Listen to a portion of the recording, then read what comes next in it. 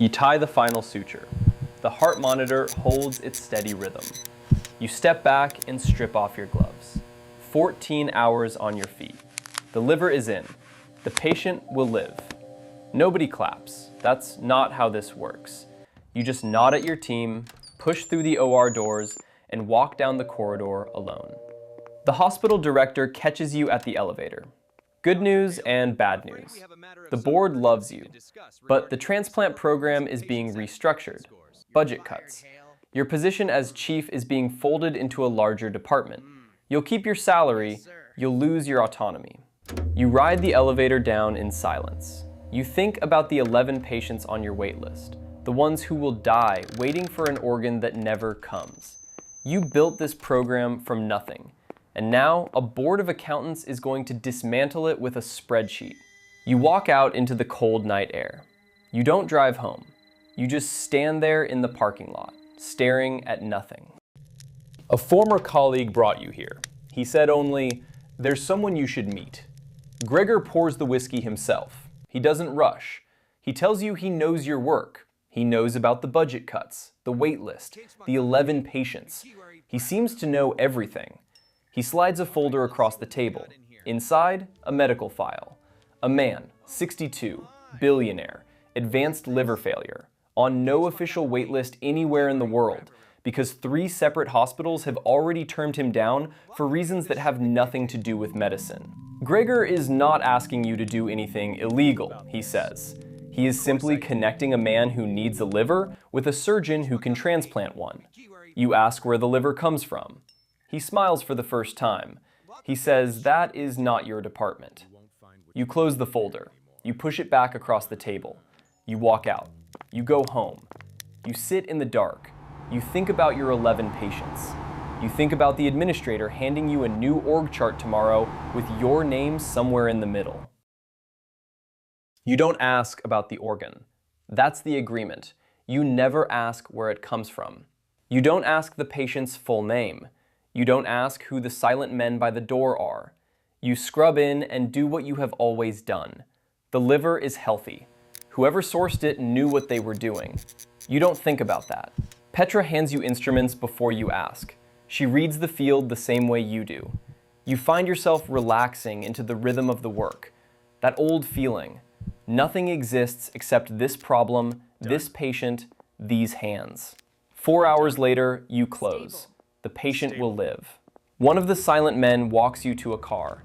On the back seat is a briefcase. $200,000 in banded bills. And a note. Same time next month. 6 months in, 11 procedures.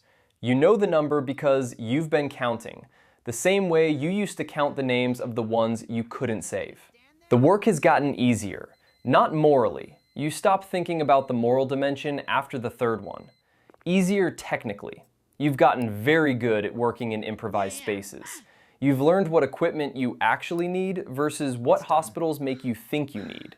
Tonight, a second surgeon is present, someone you've never met, and nobody explains why. You ask Gregor afterward. He says certain people wanted to see if you could work with a team. He says there's a bigger role available, permanent. You think he means a retainer. You say yes before he finishes explaining. You were wrong about what he meant. UN gives you the tour with the affect of someone describing a logistics company. 6 surgical suites, a recovery ward with 12 beds, currently 4 occupied, cold storage, a lab. They source organs internationally, procurement teams in 6 countries. Wealthy clients pay between $300,000 and $2 million depending on the organ, the urgency, the compatibility. Waiting time measured in weeks, not years. Nobody dies waiting, he says, as if that should comfort you. You walk through the recovery ward. You stop at one of the occupied beds. The patient is young, early 20s. There are bandages where there should not be bandages. You understand now where the organs come from. You look at Gregor. He meets your eyes without blinking. You already knew, he says quietly. You just didn't want to look. You stand very still in that corridor for a long moment. Then you keep walking. You found them. Or they found you. You sit across from cops and you tell them everything. The warehouse, Gregor, UN, the facility, the patient in the bed with the bandages in the wrong places. He slides a photograph across the table. The young patient, alive. Government protective custody. 2 others recovered. He doesn't offer you much. You cooperate fully. You testify. You almost certainly lose your license. But you don't go to prison. You don't negotiate. You just say yes. You don't know why you came here. Maybe you just needed to see it. You look up at the transplant ward window. The monitors visible through the glass. The IV lines. Patients waiting for organs that may or may not come in time. You think about the first night. Gregor's folder sliding across the table. How easy it was to tell yourself it was justice, that you were correcting a broken system, that the organs were coming from somewhere you didn't need to inspect too carefully. You spent 20 years saving lives. Then you spent 18 months telling yourself the lives you saved made up for the ones you helped take. The math never worked. You just kept refusing to do it honestly. You flag a cab. The driver asks where you're going. You give him an address across town, a legal aid clinic that works with trafficking survivors. They need someone with medical expertise. It doesn't pay. That's fine. The cab pulls into traffic. The hospital disappears in the side mirror. You spent your whole life operating on other people. The hardest procedure, it turns out, was this one. Looking at yourself clearly, without anesthesia, and not looking away.